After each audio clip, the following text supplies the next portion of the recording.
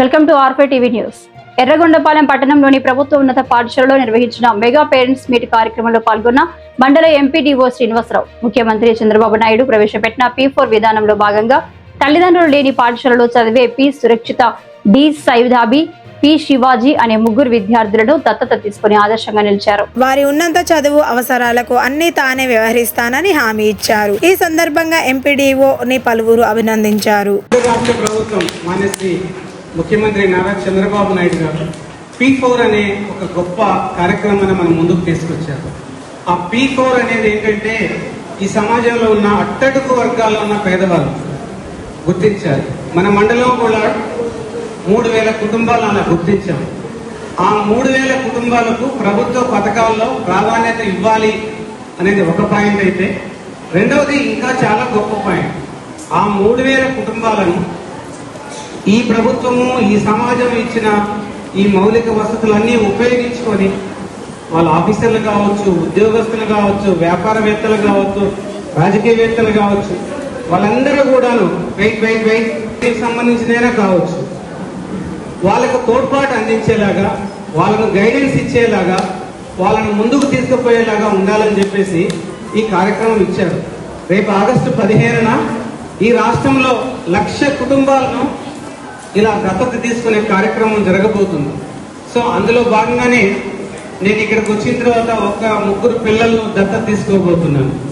వీళ్ళు ఎవరు అంటే, వీళ్ళకి అమ్మ నాన్నల్లో ఒకరు ఉండొచ్చు, ఒకరు లేకపోయి ఉండొచ్చు. అంటే నాన్న ఉండొచ్చు, అమ్మ ఉండొచ్చు. నేను ఇప్పుడు కనుక్కుంటాను.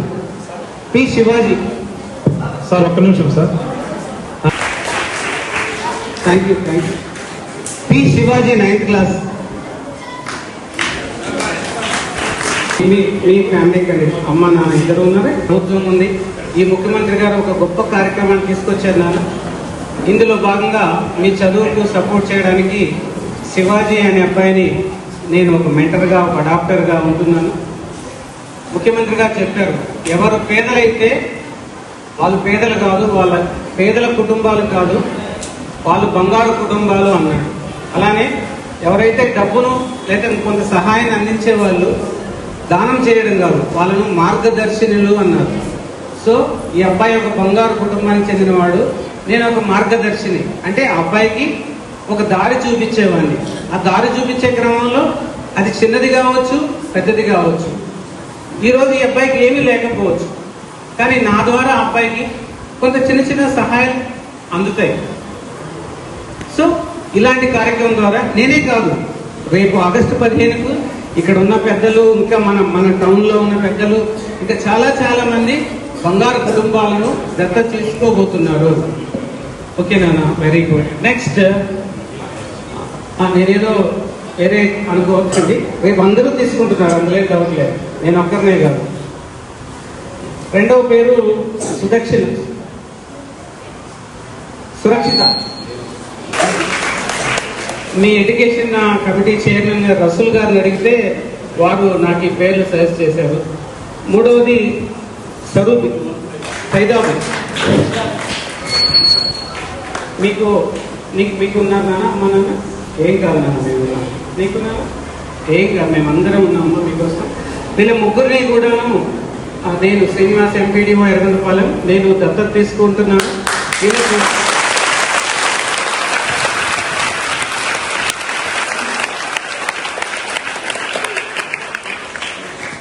ఏదో చప్పట్ల కోసం కాదు, ప్లీజ్ ఉండండి. ఇది అందరూ తీసుకోబోతున్నారు. ఈ వార్త ఆగస్టు 15 లోపు ఈ రాష్ట్రంలో 1,00,000 మందిని, సమాజంలో ఉన్న అనేక మంది పెద్దలు తీసుకుంటున్నారు.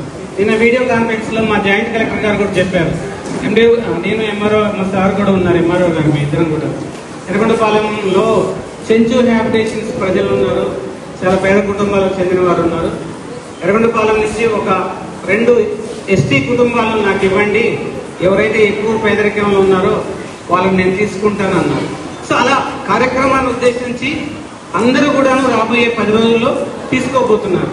ఇక్కడ ఉన్న పెద్దలందరూ, ఇంకా ఇక్కడికి రాని పెద్దలందరూ కూడా తీసుకోబోతున్నారు.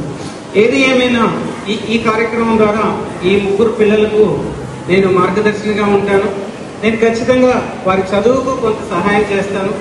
వాళ్ళ లైఫ్లో వాళ్ళు కొంచెం స్థిరపడడానికి నేను సహాయం చేస్తాను. కానీ నేనేం కోరుకుంటున్నాను వాళ్ళ నుంచి, వాళ్ళ ముగ్గురు నుంచి నేనేం కోరుకుంటున్నాను, వాళ్ళు బాగా చదువుకోవాలి, మంచి సిటిజన్స్ గా ఎదగాలి, మంచి పౌరులుగా ఎదగాలి, మంచి ఉద్యోగం రావాలి. ఇంకొకటి